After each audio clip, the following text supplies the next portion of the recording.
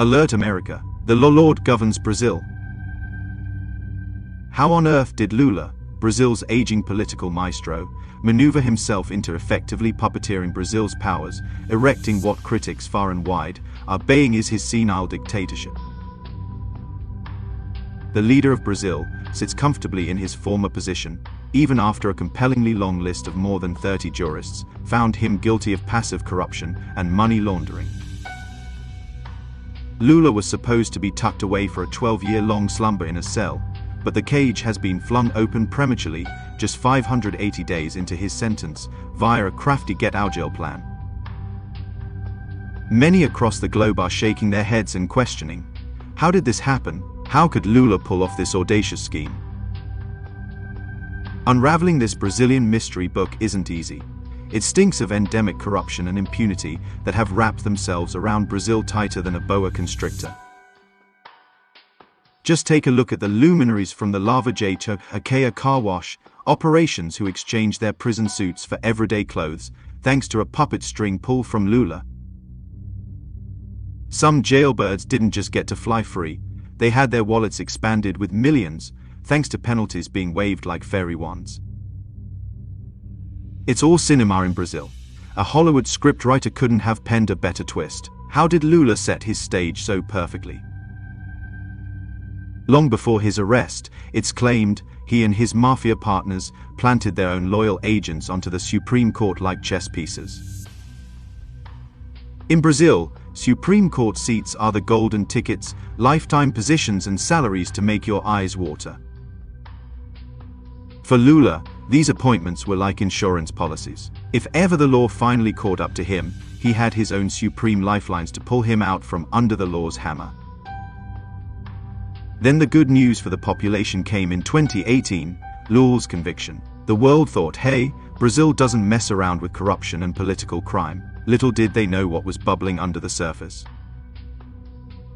In a juicy twist, back in 2016, Lula's party publicly called out Minister Alexandre de Moraes for backing the PCC, major drug traffickers, and fiddling with police data. A dirty secret Lula held over the Supreme Court.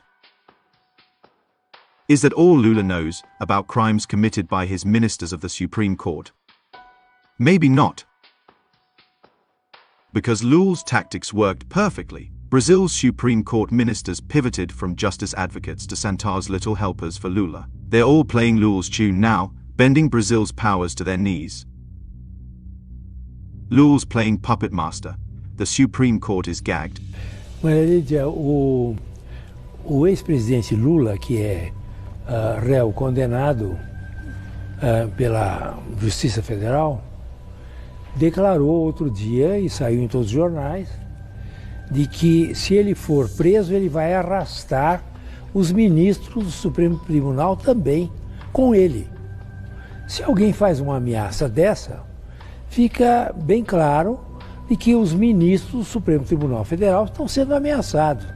Não digo ameaçados na questão só de questão da vida deles, da família, mas por algum erro no passado, alguma questão particular na vida que não pode ser revelada. Evidentemente que a ameaça veio do próprio Lula nesse sentido. Vou arrastar comigo para a prisão também o Supremo Tribunal Federal. After all his Machiavellian planning, which involved bringing the Supreme Court ministers under his control, Lula is fighting with every weapon at his disposal, fully aware that his chances of continuing in power are slim. His tactics include the implicit endorsement of international interference in Brazil's governance. The opposition is being arrested without crimes, falling like dominoes, the federal police are dancing to Lula's merry tune, and even the mighty military is genuflecting at the altar of Lula's senile dictatorship. For decades, Brazil's been batting away the parasite that is Lula's political party. Now they're dealing with a full-blown cancer infestation in its third mandate under Lula, whipping up a storm to create tumult in Latin America and, shockingly, topple the United States of America.